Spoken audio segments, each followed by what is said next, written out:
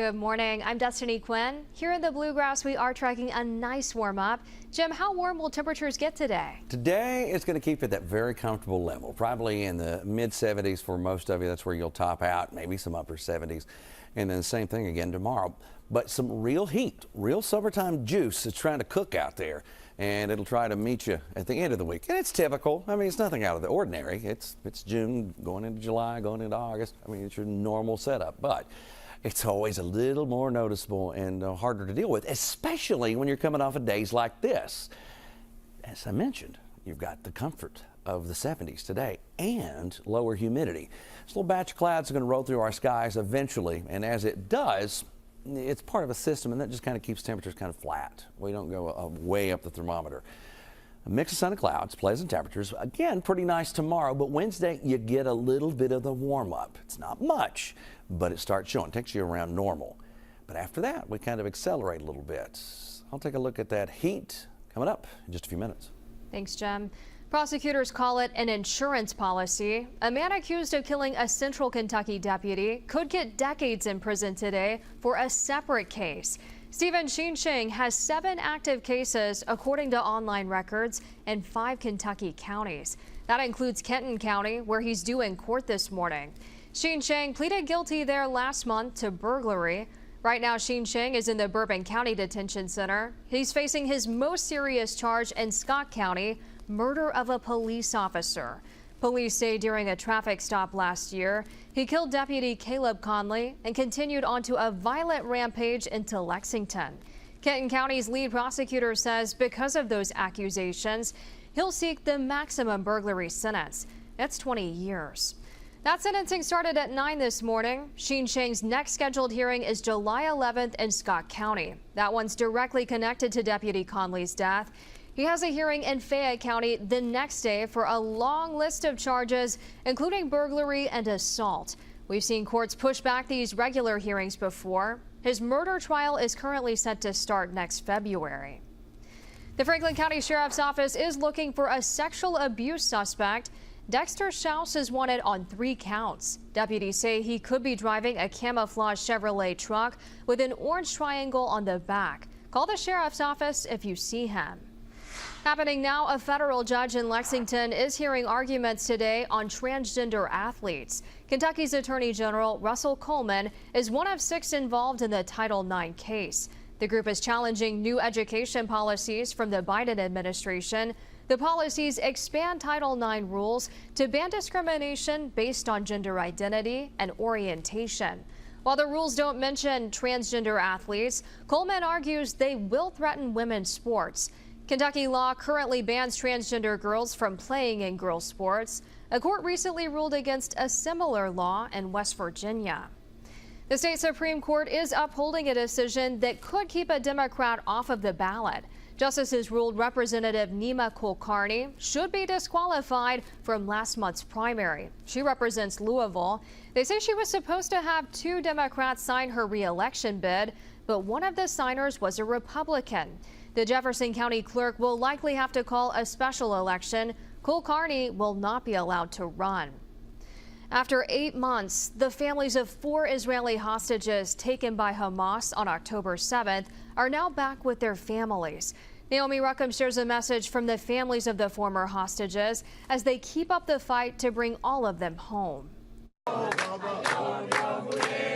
After more than 245 days of prayer, the families of 4 Israeli hostages kidnapped to Gaza by Hamas on October 7th finally embraced their loved ones. 26-year-old Noah Argamani, who was taken from the Nova Music Festival during the attack, returned home on her father's birthday. After the mission, the rescued hostages and their families pleaded for the safe return of the hostages remaining in Gaza. There are still 120 hostages in Gaza, and we want a deal now.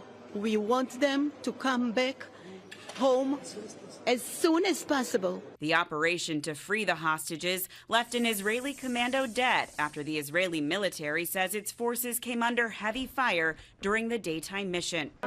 According to Hamas, more than 270 Palestinians were also killed. The group does not differentiate between civilian and militant casualties. In another setback for the civilians of Gaza, amid safety concerns, the UN World Food Program has paused distribution of humanitarian aid from an American-built pier in the territory. Secretary of State Antony Blinken returns to the Middle East today with no firm response on a ceasefire since the White House made a proposal 10 days ago. Secretary Blinken's trip will include visits to Egypt, Israel, Jordan, and Qatar. During his visit, he will ask leadership to urge Hamas to accept the proposed ceasefire on the table, which calls for the release of more hostages and a temporary pause in fighting. President Biden heads to Italy Wednesday for a G7 meeting with America's allies. He returned to the U.S. yesterday from a 5-day visit to France. Former President Trump held his first official rally in Las Vegas since his New York conviction. CBS polling shows the presidential rematch neck and neck. The former president is ahead by 1% nationally. Biden is 1% ahead in battleground states. The federal gun trial of Hunter Biden enters its second week today in Delaware. The president's son's legal team began presenting its defense Friday. They called Hunter's oldest daughter to the stand. Hunter's accused of lying about his drug abuse when buying a gun back in 2018.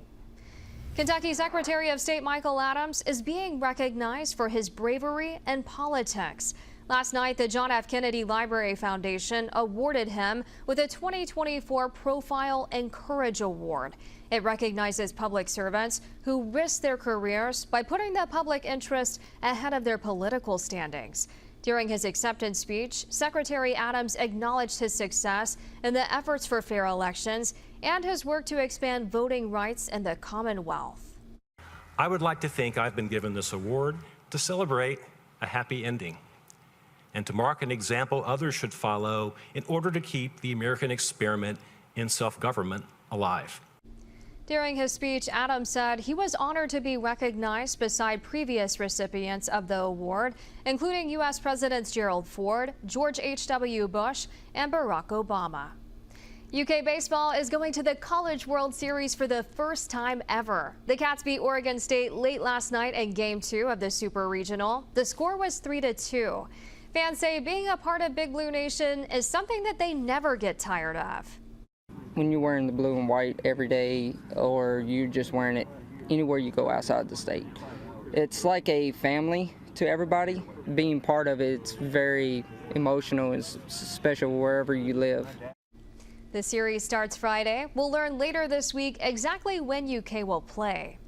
Pride Restaurant Week is underway in Lexington. 18 bakeries, restaurants, and coffee shops across the city have created a Pride special item to support the city's LGBTQ community. Proceeds will go to the Lexington Pride Center. The group offers programs for queer youth and adults every week.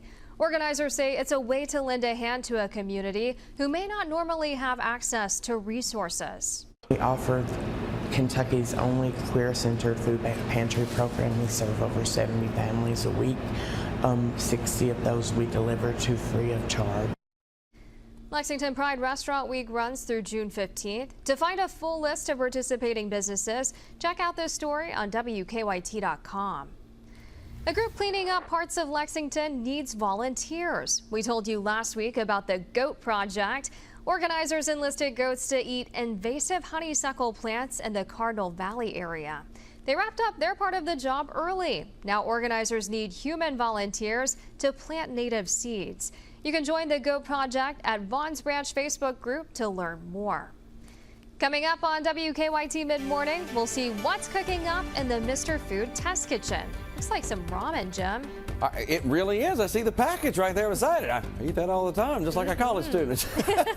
We are tracking some pleasant weather out there for you right now as temperatures will hold probably in the 70s today, but a little sizzle's coming. I'll have that for you.